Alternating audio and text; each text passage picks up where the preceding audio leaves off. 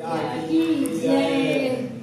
9 दिन दुर्गा सप्तशती का पाठ करते हैं, संस्कृत में नहीं हिंदी में, क्योंकि संस्कृत में अशुद्धियों का डर रहता है और नवरात्र में पंडित जी लोग मिलते नहीं, यथाशक्ति यथाभक्ति, इसलिए हम हिंदी में इस बुक को 3 भागों में बांट दिए हैं। यानी दुर्गा माता के चरित्र को 3 हिस्सों में बांटा गया है। राक्षसों को जैसे जैसे मारती हैं वही इस बुक में लिखा हुआ है। व्रत रख करके पति पत्नी हम लोग इसको पाठ को करते हैं। आधा घंटा में मात्र ये पाठ 1 दिन का समाप्त हो जाता है। ऐसे इस बुक को 9 दिन में हम 3 बार पढ़ते हैं, 3 हिस्सों में। इसे आप घर पर श्रवण कर सकते हैं, सुन सकते हैं। यदि आप पढ़ नहीं सकते तो आधा घंटा प्रतिदिन मेरा ये पाठ आप सुनिए, घर के क्लेश दूर हो जाएंगे, सभी लोग विपत्तियों से निवृत्त हो जाएंगे तथा घर में कलह नहीं होगी। माँ दुर्गा की पूजा कीजिए और अपने मोबाइल में लगाकर भी इसको आप सुन सकते हैं। बोले बोले दुर्गा मैया की जय जय। जय माँ दुर्गे। घर में नवरात्रि में पूजा पाठ करते हुए यदि आदमी नवरात्रि व्रत रखता है, दुर्गा सप्तशती का पाठ भी करना चाहता है, तो उसके विधि संस्कृत में ना कहकर हम हिंदी में भी पाठ कर सकते हैं। संस्कृत में अशुद्धियाँ होने का डर रहता है, फलस्वरूप यथाशक्ति यथाभक्ति हम हिंदी में भी पाठ कर सकते हैं। पूरे 13 अध्याय को 3 हिस्सों में बांटा गया है, 3 चरित्रों में बांटा गया है। अतः आज जैसे प्रथमा के दिन प्रथम चरित्र, द्वितीया के दिन दूसरा चरित्र, तृतीया के दिन है अंतिम चरित्र। यानी किताब को संपूर्ण 3 दिनों में समाप्ति होगी। फिर ऐसे कर करके फिर 3 दिन में, यानी 6 दिन में 2 बार और 9 दिन में 3 बार संपूर्ण बुक को हम समाप्त कर देंगे। आज 7वां दिन है, माँ कालरात्रि की आज पूजन है। तो आज हम फिर 2 बार पूरे बुक को ख़त्म करने के बाद में आज फिर प्रथम अध्याय से प्रथम चरित्र शुरू करेंगे। प्रारंभ में दुर्गा सप्तशती प्रारंभ श्री दुर्गा कवच पाठ करते हैं, उसके बाद में अर्गला स्तोत्र करते हैं,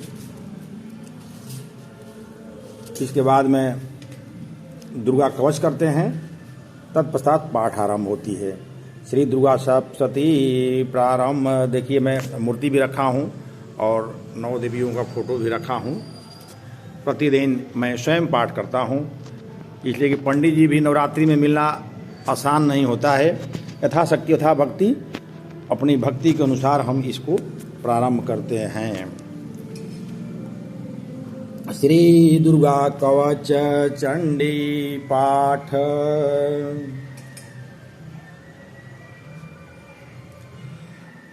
ओम नमः चंडिकाये। मार्कंडे ऋषि जी बोले, पितामह आप हमें कोई ऐसा परम गुप्त साधन बताइए जिसके द्वारा मनुष्यों की सभी प्रकार से रक्षा हो और जो अभी तक आपने किसी को भी न बताया हो। ब्रह्मा बोले, इस हे विप्रवर, इस प्रकार का साधन तो परम पवित्र एवं परम गुप्त देवी जी का कवच ही है। इसी से प्राणी मात्र का कल्याण एवं सब प्रकार की रक्षा होती है। सो सुनिए, देवी जी की 9 मूर्तियों के नाम इस प्रकार हैं।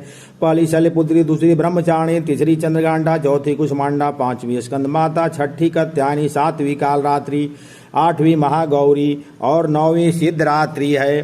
जो मनुष्य अग्नि में जल रहा हो, युद्ध भूमि में फंस गया हो अथवा घोर से घोर संकट में ग्रस्त हुआ मनुष्य भगवती के शरण में पहुंच जाए तो उसके घोर से घोर संकट नष्ट हो जाते हैं। रण में कोई भी अमंगल नहीं होता, कोई आपत्ति नहीं आती, शोक दुख भय आदि कुछ भी नहीं होता। जो भक्तिभाव से देवी जी का स्मरण करते हैं उनकी सभी प्रकार से उन्नति होती है। हे भगवती, जो भी आपका स्मरण करते हैं निसंशय उनकी आप रक्षा करती हैं। प्रेत की सवारी करने वाली चामुंडा देवी हैं। बाराही महिष पर, इंद्री हाथी पर, वैष्णवी गरुड़ पर, महेश्वरी बैल पर, कुमारी मोर पर और लक्ष्मी देवी कमल के आसन पर विराजमान हैं। श्वेत रूप धारण करने वाले वृषभ के वाहन वाली ईश्वरी देवी हैं।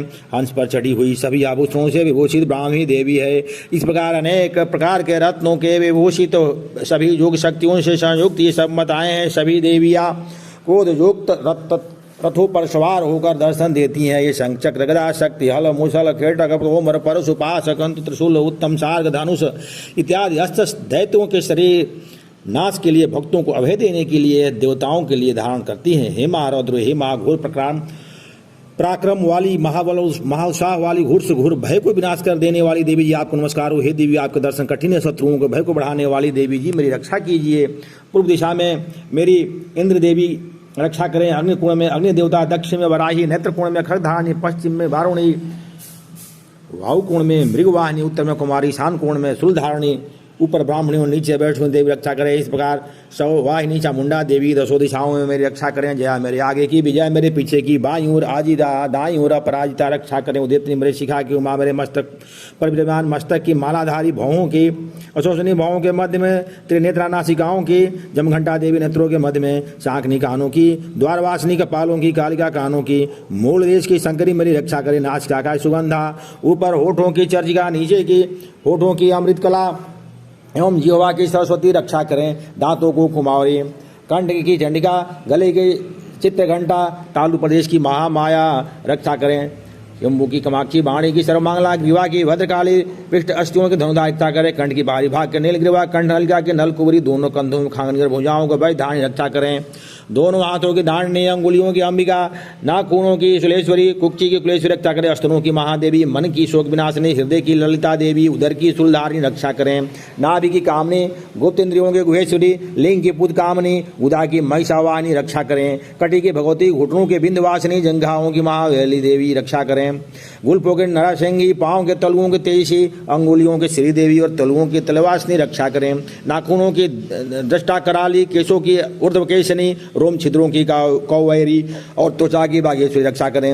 रक्त मजा, वसा, मांसास्यों एवं मेदे की पार्वती, अंतड़ियों की कालात्री, पित्त की मुकुटेश्वरी रक्षा करें। पद्म कोश की पद्मावती, कफ की चूड़ामंडी, नाखूनों के तेज की ज्वालामुखी, सभी संधियों की अभेद्या देवी रक्षा करें। हे ब्राह्मणी, आप मेरे वीर्य की रक्षा करें। छाया के छतेश्वरी और मन बुद्धि अहंकार धर्म धारण रक्षा करें। प्राणों की कल्याण शोभना और शब्द रस स्पर्श रूप रस गंध, इन पांच इंद्रियों की योगिनी, सत्व रजतम की नारायणी सर्वदा रक्षा करें। युवा के बराही, धर्म के वैष्णव, यश और कीर्ति की लक्ष्मी तथा धन विद्या के चक्री रक्षा करें। ध्यान मेरे गोत्र की, चंड के मेरे पशुओं की, महालक्ष्मी मेरे पुत्रों की, भार्या की रक्षा करें। मेरे पथ की सुपता, मार्ग के क्षेम संग्रह राजा के दरबार में महालक्ष्मी और सभी दिशाओं में स्थित होकर विजया मेरी रक्षा करें। और जो भी स्थान कवच में नहीं आए और जो आरक्षित है, उन स्थानों को पापनाशिनी जयंती देवी रक्षा करें। मनुष्य यदि अपना मंगल चाहता है तो एक कदम भी बिना कवच के कहीं न जाए। कवच से नित्य रक्षित मनुष्य जहाँ जहाँ भी जाता है वहीं उसे धन का लाभ और सभी कामनाओं की सिद्धि प्राप्त होती है। पृथ्वी पर उस पुरुष को ऐश्वर्य और अतुल संपत्ति प्राप्त होती है। वह मनुष्य निर्भय हो जाता है। युद्ध भूमि में कोई भी उसे नहीं जीत सकता और वह त्रिलोकी भर में पूजा जाता है। यह देवी कवच देवताओं को भी दुर्लभ है। इसको अत्यंत श्रद्धा के साथ सावधान होकर जो तीनों संध्याओं में नित्य पढ़ लेता है उसे देवी कला प्राप्त होती है। कोई भी उसे तीनों लोकों में पराजित नहीं कर सकता। उसे अकाल मृत्यु नहीं आती। वह 100 वर्ष से अधिक आयु पाता है। लूला, चेचक, कोढ़ आदि व्याधियां नष्ट हो जाती हैं। जंगम और कृत्रिम विष सभी विष निर्मित हो जाते हैं। मरण, मोहन आदि सभी प्रकार के विचार योग तथा मंत्र कौशामृत पुरुष के देखते निवृत्त हो जाते हैं। भोजर, नमचर, जलचर, नीची श्रेणी के देवता, जन्म के साथ पैदा हुए देवता, कुल देवता, गंडमाला, डाकिनी, शाकनी, अंतरिक्ष में विचारण करने वाली वो डाकिनियां, ग्रहभूत, पिशाच, यक्ष, गंधर्व, राक्षस, ब्रह्म राक्षस, वेदाल, कुष्मांड, भैरव आदि सब मनुष्य के हृदय में कवच का निवास हो, उस पुरुष को देखते ही ये सभी नष्ट हो जाते हैं। राज सम्मान प्राप्त होता है। यह कवच उसका तेज, यश, कीर्ति बढ़ा देता है। चंडी पाठ करने वाला पहले कवच का पाठ कर लिए। जब तक पृथ्वी वन कानूनों के साथ यह पृथ्वी टिकी हुई है तब तक ऐसे पुरुष को सनती इस पृथ्वी पर टिकी रहती है। कवच के पाठ करने वाले को देहांत होने पर भी महामाया के कृपा से देव दुर्लभ ब्रह्म स्थान की प्राप्ति होती है। सुंदर रूप को पाकर वह सदाशिव के साथ आनंद पाता है। इति देवी कवच समाप्तम।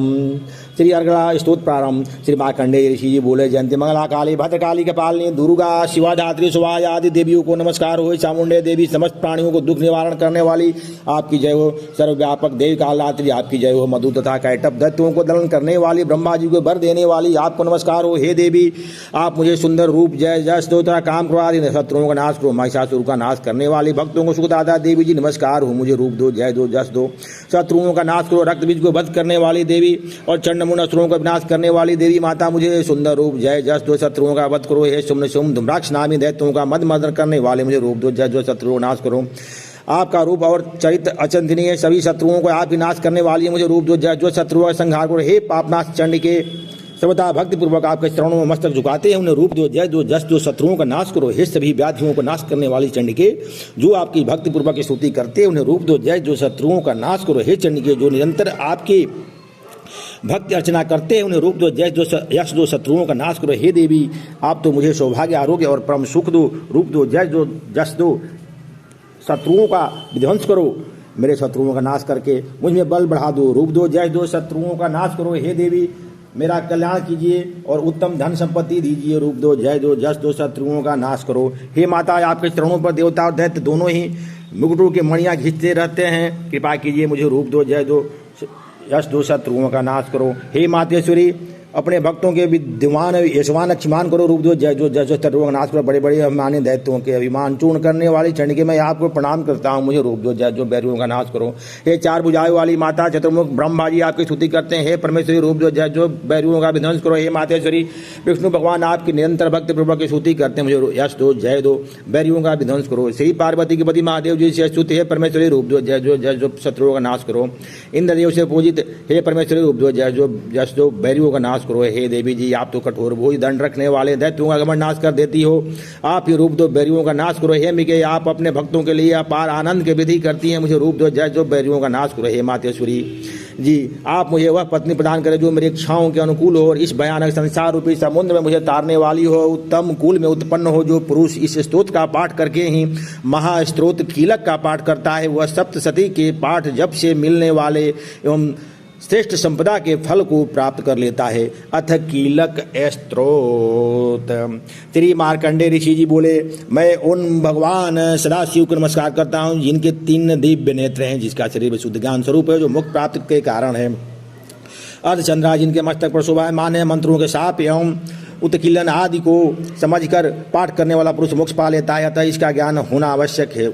सब उच्चनादि वस्तुएं इसी स्तोत्र द्वारा पाठ करके सिद्ध होती है और इस स्तोत्र का पाठ करके सब सती के पाठ मात्र से स्तुति करते हैं, उन्हें देवी जी सिद्ध हो जाती है। उच्चनादि प्रयोगों में उन पुरुषों को मंत्र औषधि आदि किसी अन्य साधन की आवश्यकता नहीं पड़ती। बिना जप के ही सभी उच्चनादि सिद्ध हो जाते हैं। क्या समस्त उच्चनादिक इसी से सिद्ध हो जाते हैं? इस प्रकार के लोगों को शंका हुई। तब शंका को निवारण करने के लिए सदाशिव ने लोगों को बुलाकर आज्ञा दी कि हाँ, यह सब सिद्धियां देने वाला शुभ स्तोत्र है।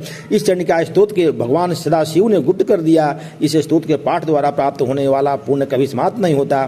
साधक सभी प्रकार का क्षेम प्राप्त कर लेता है, इसमें कोई भी संशय नहीं। कृष्ण पक्ष की चतुर्दशी अथवा अष्टमी के दिन एकाग्र होकर जो सब कुछ भगवती को अर्पण करता है और फिर प्रसाद ग्रहण कर लेता है, उस पर भगवती प्रसन्न होती है, अन्यथा नहीं। इसी रूप के किलक द्वारा महादेवी जी ने इसे भी किलन कर दिया है। इसके द्वारा जो सप्तशती का निष्किलन करके स्पष्ट होकर नित्य पाठ करता है, वह सिद्ध हो जाता है। देवी जी का गण और गंधर्व होता है, वह कहीं भी घूम रहा हो, उसे कोई भय नहीं होता, न उसे अकाल मृत्यु होती है। देहांत होने पर भी वह मोक्ष पाता है। इसीलिए इस किलक स्तोत्र को समझकर तथा उसका उत्कीलन करके पाठ करना उचित है। जो इस प्रकार नहीं करता उसका नाश हो जाता है। तभी तो बुद्धिमान इसे समझकर ही उत्कीलन से संपन्न स्तोत्र का पाठ आरंभ करते हैं। जो कुछ भी रमणियों में सौंदर्य सौभाग्य आदि दिखाई देते हैं, वे सब के सब श्री देवी जी का कृपा के फल हैं। इसी कारण इस शुभ स्तोत्र का जप सदा करते रहना चाहिए। इस स्तोत्र के मंद स्वर से पाठ करने से थोड़ा फल मिलता है, उच्च स्वर से अधिक फल मिलता है, सभी सिद्धियां प्राप्त होती है। अतः उच्च स्वर से पाठ आरंभ करें। जिस भगवती की कृपा के द्वारा सौभाग्य, आरोग्य, संपत्तियां, शत्रु नाश और परम मोक्ष की प्राप्त होती है, उस जगत की माता की स्तुति अवश्य करनी चाहिए। श्री दुर्गा सप्तशती प्रथम अध्याय। प्रथम चरण की प्रथम अध्याय में ही प्रथम चरण समाप्त हो जाता है। यानी जैसे जैसे राक्षसों को मारती जाती है, वो चरित्र का वर्णन कहा जाता है। महर्षि बोले, भगवान सूर्य के पुत्र सावर्णी के उत्पत्ति की कथा में विस्तार से कह सुनाता हूँ, आप ध्यान से सुनिए। सूर्य की छाया से उत्पन्न सावर्णी जगत जननी महामाया की कृपा से जैसे मनवंतर के अधिपति बने, वह कथा सुनिए। प्राचीन काल में रोचिस मनवंतर में चैत्यवंशी राजा सूरज समस्त पृथ्वी के चक्रवर्ती राजा हुए। वे राजा को अपने पुत्रों के भांति पालन करते थे। जब राजाओं से राजा सूरज की शत्रुता हो गई, दुष्टदलन राजा सूरज से उनका भयंकर युद्ध हुआ और थोड़ी सेना कोष्ठ होने से यवन राजाओं ने सूरज को हरा दिया। तदंतर राजा अपने नगर में आ राज्य करने लगा, तो भी अन्य शत्रु राजाओं ने राजा सूरज पर चढ़ाई कर दी और नगर में भी दुराचारी मंत्रियों ने राजा को कोष, सैन्य और समस्त वस्तुएं छीन ली और राजा सूरज हार कर अकेला ही घोड़े पर सवार हो शिकार खेलने के बहाने घोर जंगल में चला गया। वहाँ महर्षि मेधा का सुंदर आश्रम देखा जो अहिंसक सिंह आदि पशुओं तथा शिष्यों और मुनियों से शोभित था। वहाँ बैठे हुए महर्षि मेधा को राजा सुरथ ने नमस्कार किया और मुनि से उसे उचित सत्कार पाकर कुछ समय इधर उधर फिरता हुआ उसी आश्रम में रहा। कुछ काल के बाद फिर वह अपने राज्य तथा प्रजा की चिंता में विचरने लगा। जिस राज्य के को मेरे पूर्वजों ने भली भांति चलाया और प्रजा का पालन किया वह आज मुझसे चला गया। हे दुष्ट मंत्री, राज्य का पालन धर्म नीति के अनुसार कर रहे होंगे या नहीं, और मेरा मुख्य हाथी भी दुश्मनों के वश में हो गया होगा। जाने क्या क्या कष्ट भोगता होगा। जो आज्ञाकारी नौकर नित्य प्रसन्नता से धन और भोजन प्राप्त करते थे अब उन दुष्ट राजाओं के आश्रय में रखकर कष्ट पाते होंगे। मंत्री राज्य के धन को कुमार्ग में व्यर्थ ही अपव्यय करते होंगे। जो धन मेरे पूर्वजों ने बड़े कष्ट से संग्रह किया था सो नष्ट हो गया होगा। इस प्रकार वह राजा राज्य की सभी बातों की चिंता करने लगा। कुछ समय पश्चात एक दिन आश्रम के समीप एक वैश्य आते देखा तो राजा ने उससे पूछा कि अरे भाई, तुम कौन हो और यहाँ क्यों आए हो? तुम्हारा मलिन मुख शोकायुक्त क्यों दिखाई देता है? इस प्रकार राजा सूरत की बातों को सुनकर उस समाधि नाम के वैश्य ने राजा सूरत से कहा कि हे राजन, मैं समाधि नाम का वैश्य हूँ। मेरा जन्म धनवान कुल में हुआ। मेरे दुष्ट स्त्री पुत्र आदि ने मुझे धन के लोभ से घर से निकाल दिया है। मेरा धन छीन लिया और मैं धन स्त्री पुत्र से रहित हूँ। अब मैं अकेला दुखी होकर इस वन में आया हूँ। मुझे अपने स्त्री बंधुओं का कुछ भी पता नहीं। यहाँ रहने के कारण अपने स्त्री पुत्र और स्वजनों की परिस्थितियों को नहीं जानता कि इस समय अपने स्थान पर सुखी हैं दुखी। मैं ये भी नहीं जानता मेरे पुत्र सदाचारी हैं व्यभिचारी। राजा बोला, जिन स्त्री पुत्रादि ने तेरी संपत्ति को छीन लिया फिर उन्हीं के स्नेह में तेरा मन क्यों जाता है? वैश्य बोला, आपने मेरे विषय में जो कही वह वास्तव में सत्य है, परंतु मैं क्या करूं? मेरे चित्त में कठोरता उत्पन्न नहीं होती। जिन पुत्रादि ने धन के लोभ में आकर मुझे घर से निकाल दिया, मेरा चित्त फिर भी उन्हीं में आसक्त होता है। यह जानते हुए भी मैं अनजान हो रहा हूँ। मेरा मन स्त्री पुत्रादि में आसक्त हो रहा है और इसी से ऊर्ध्व श्वास चल रहे हैं। मुझे इसका दुख है और मन खिन्न है। मैं क्या करूँ? इन स्वजनों के निर्मोही होने पर भी मेरे मन में कोई उनके प्रति प्रेम है। मार्कंडेय ऋषि बोले, हे द्विजश्रेष्ठ। तत्पश्चात राजा सूरत और समाधि वैश्य दोनों मिलकर मेधा मुनि के समीप गए और प्रणाम करके बैठकर मेधा ऋषि से कथा प्रसंग करने लगे। राजा बोला, हे भगवान, मैं आपसे एक बात पूछना चाहता हूँ, आप कृपा करके बताओ। हे महाराज, मेरा मन वश में नहीं है, इसमें मुझे दुख है। गए हुए राज तथा अन्य सभी स्त्री पुत्र बांधवों की ममता मुझे अभी तक बनी हुई है। हे मुनिश्रेष्ठ, जानते हुए भी मेरा मन स्नेह अज्ञानियों की भांति विशेष बढ़ता जाता है और इस समाधि वैश्य को उनके स्त्री पुत्रादि ने त्याग दिया है तथा इसे घर से भी निकाल दिया है। यह भी उनमें अत्यंत आसक्त रहता है। इसी तरह हम दोनों बहुत दुखी हैं। हे महाभाग, उनके दोषों को जानते हुए भी हम दोनों का हृदय उनके प्रति ममता में आसक्त रहता है। इतना ज्ञान होते हुए भी ऐसी ममता क्यों है? हम दोनों को अज्ञानियों की भांति मूर्खता क्यों उत्पन्न हो रही हो? महर्षि मेधा ने कहा, समस्त जंतुओं का जानने योग्य ज्ञान होता है। हे महाभाग, सभी प्राणी पृथक पृथक होते हैं। कोई दिन में नहीं देखते, कोई रात्रि में नहीं देखते और कोई दिन रात्रि समान दृष्टि देखते हैं। सभी पुरुष ज्ञान युक्त हैं, यह सत्य है, इसमें संदेह नहीं। केवल उनमें ही नहीं, पशु पक्षी मृगाद में भी मनुष्य के भांति ज्ञान होता है। यह स्थूल ज्ञान होता है। जैसे मनुष्य में आहार आदि की इच्छा उत्पन्न होती है, वैसे ही पशु पक्षी आदि में भी आहार निद्रा मैथुन आदि की इच्छा उत्पन्न होती है। ज्ञान होने पर भी पक्षियों की भांति भूखे होने पर भी ममतावश अपने बच्चों को चोंच में स्नेह से चुआ करके प्रसन्न होते हैं। हे राजन, मनुष्य भी अपने पुत्र पौत्रों के साथ इसी भांति बर्ताव करते हैं। वह पालन पोषण इस इच्छा से कि जब हमारी वृद्धावस्था आएगी तब तक हमारा पालन पोषण वे करेंगे। क्या यह तुम नहीं देखते कि पुत्रादि उनका भरण पोषण न भी करें तो भी माता पिता तो करते हैं, क्योंकि विश्व की स्थिति को रखने वाली महामाया के प्रभाव से वो मोह के गड्ढे में डाल दिए गए हैं। इसमें आश्चर्य नहीं है, क्योंकि यह भगवान की महामाया है। यह भगवती देवी बड़ी बड़ी ज्ञानियों के चित्त को जबरदस्ती खींचकर मोह में डाल देती है। इस देवी ने ही चराचर विश्व को उत्पन्न किया है और यह देवी प्रसन्न होकर भक्तों के वरदानी है और वरदान देती है, जिससे मुक्ति मिलती है। वही भक्ति की परम हेतु और सनातनी ब्रह्म ज्ञान स्वरूपा विद्या है। यह भगवती संसारिक बंधुओं के हेतु और सर्वसेवरी है। राजा बोला, हे भगवान, आप जिसे महामाया कहते हैं वह कौन सी देवी है? वह देवी कैसे उत्पन्न हुई और उसका क्या कार्य है? उसका स्वभाव स्वरूप उत्पत्ति आज के विषय में मैं सुनना चाहता हूँ, सो आप वृत्तांत से सुनाइए। ऋषि कहा, वह देवी नित्य है और सब चराचर में व्याप्त है, तथापि उसकी उत्पत्ति अनेक भांति से है, उस कथा को तुम मुझसे सुनो। हे भगवती, देवताओं के कार्य सिद्धि को उत्पन्न होती है और अजन्मा उत्पन्ना कहलाती है। जब भगवान विष्णु संपूर्ण विश्व को त्याग अंत में जल ही जल करके जोग निद्रा में शेष सैया पर शयन कर रहे थे, उस समय विख्यात मधु और कैटभ नाम के दो घोर असुर भगवान विष्णु के कान के मैल से पैदा होकर ब्रह्मा जी को मारने को तैयार हुए। ब्रह्मा जी विष्णु भगवान के नाभि कमल पर स्थित थे। उन दोनों भयंकर असुरों को मारने को आता देखकर भगवान विष्णु की सोता हुआ देखकर ब्रह्मा जी योग निद्रा के प्रसन्नता से एकाग्र मन से स्तुति करने लगे, जिससे कि भगवान विष्णु के नेत्रों से भगवती जोग माया अपने प्रभाव हटा ले और भगवान जाग पड़े। वो जोग माया विशेश्वरी जगत माता स्थिति संहार करने वाली भगवान विष्णु की अतुल तेज वाली निद्रा स्वरूपा अनुपम शक्ति है। ब्रह्मा जी बोले, महामाये, तुम स्वाहा देवताओं को प्राण करने वाली हो, तुम स्वधा पितरों को पोषण करने वाली हो, तुम ही वषटकार इंद्र को यज्ञ का हिंसा पहुंचाने वाली हो, अमृत भी तुम ही हो, अक्षरों में वो मात्रा भी तुम ही हो तथा नित्य आदि मात्रा व्यंजन भी तुम ही हो। हे देवी, तुम ही संध्या सावित्री हो, संसार की जननी हो, और हे मातेश्वरी विश्व को उत्पन्न पालन और संहार करने वाली आप ही हो। रचना काल में चिष्ट रूप तथा पालन काल में संहार स्थिति स्वरूप आप ही हो। आप महाविद्या, महामाया, महामेधा, महास्मृति, महामोहा, महादेवी, महासूरी हो। आप ही समस्त चराचर के तीनों गुणों सत्व रज तम को उत्पन्न करने वाली प्रकृति हो। आपकी काल रात्रि प्रलय स्वरूप महारात्रि तथा दारुण मोह रात्रि हो।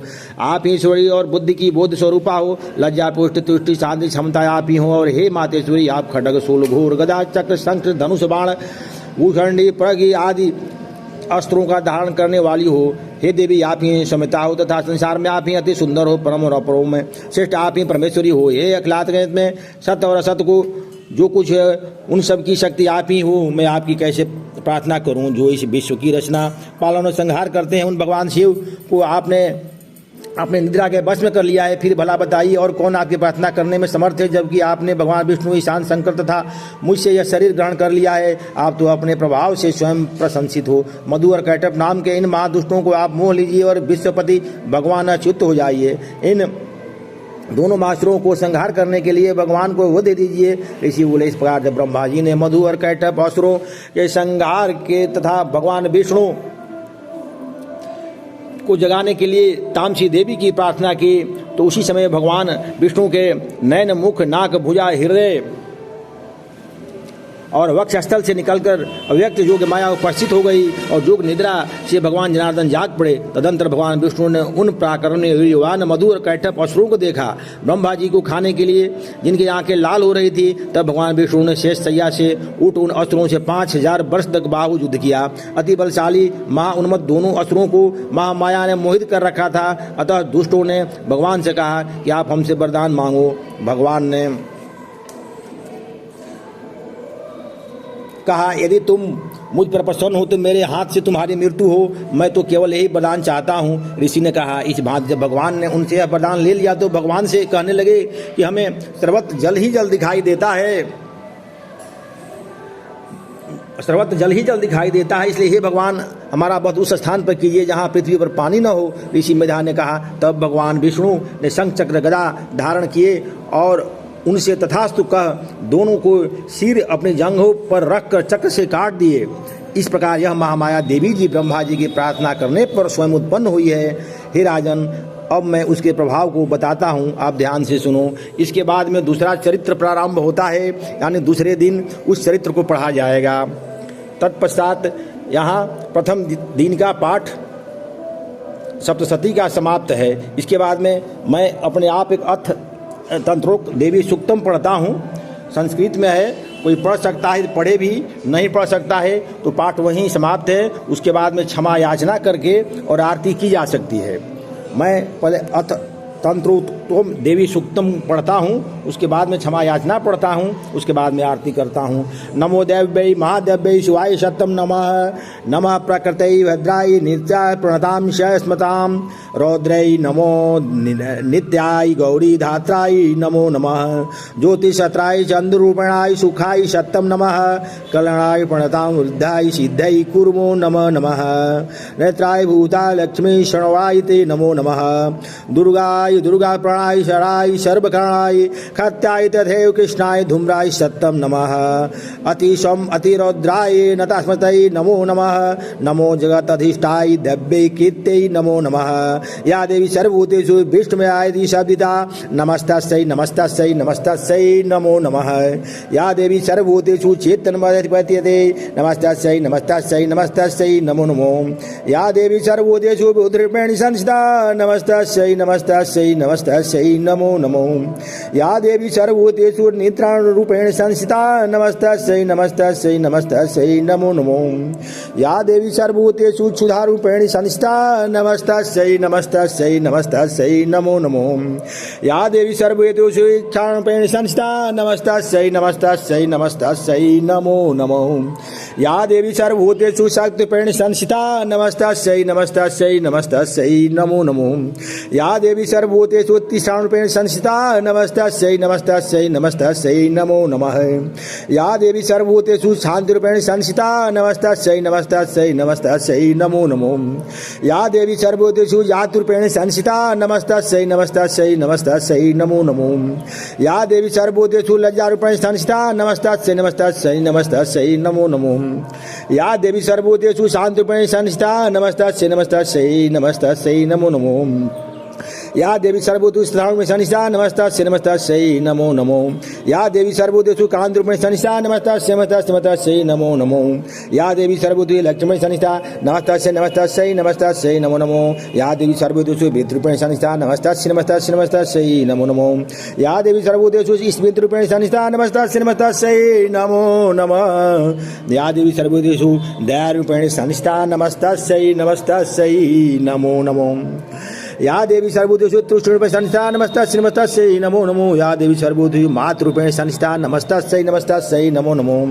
या देवी सर्वभूतेषु भ्रान्तिरूपेण संस्थिता नमस्तस्यै नमस्तस्यै नमो नमो। या देवी सर्वभूतेषु भ्रान्तिरूपेण संस्थिता नमस्तस्यै नमस्तस्यै नमो नमो।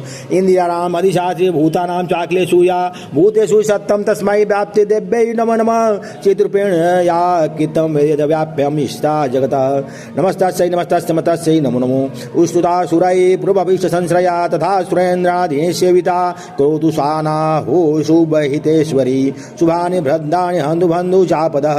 या साम्प्रतं चौधाधिपतयैरस्माभिरेषा च सुरै नमस्ते। या च स्मिता तचक्रमे हन्तिनः सर्वोपता भक्ति विनम्रभूतवे। यदि देवी सूक्तम समाप्त, देवी सूक्त यहीं समाप्त होता है। इसके बाद में क्षमा प्रार्थना मात्र आधा घंटा में आप प्रथम दिन का पाठ समाप्त कर सकते हैं।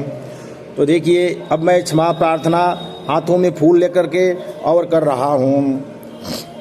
माँ दैव्य अपराध क्षमा प्रार्थना स्तोत्र। माँ मैं यंत्र जानता हूँ न, माँ मैं मंत्र जानता हूँ न यंत्र हो, मुझे स्तुति का भी ज्ञान नहीं है, न हवाओं का पता है, न ध्यान का, न स्तोत्र कथा का भी जानकारी नहीं है, न तो तुम्हारी मुद्राएं जानता हूँ और न ही मुझे व्याकुल होकर विलाप करने ही आता है। परंतु एक बात जानता हूँ, केवल तुम्हारा अनुसरण, तुम्हारे पीछे चलना, जो कि सब क्लेशों के समस्त दुख विपत्तियों का हर लेने वाला है, सबका उद्धार करने वाली कल्याणी माता। मैं पूजा की विधि नहीं जानता, मेरे पास धन का भाव है, मैं स्वभाव से भी आलसी हूँ तथा मुझ में ठीक ठीक पूजा का संपादन नहीं हो सकता। इस कारण से तुम्हारे चरणों की सेवा में जो त्रुटियां हो गई है उसे क्षमा करना, क्योंकि कुपुत्र का होना संभव, किंतु माँ कभी कुमाता नहीं होती। माँ इस पृथ्वी पर तुम्हारे सीधे साधे पुत्र तो बहुत से हैं, किंतु मैं उन सब में मैं अत्यंत चपल तुम्हारा बालक हूँ। मेरे जैसा चंचल कोई बिरला ही होगा। शिवे मेरा जो यह त्याग हुआ है यह तुम्हारे लिए कदापि उचित नहीं है, क्योंकि संसार में कुपुत्र का होना संभव है, किंतु कहीं भी माता कुमाता नहीं होती। जगदम्बा माता, मैंने तुम्हारे चरणों की सेवा कभी नहीं की, तुम्हें अधिक धन भी समर्पित नहीं किया, तथापि मुझ पर जैसे अधम पर जो तुम अनुपम स्नेह करती हो, इसका कारण भी यही है, संसार में कुपुत्र पैदा हो सकता है किंतु माता कभी कुमाता नहीं होती।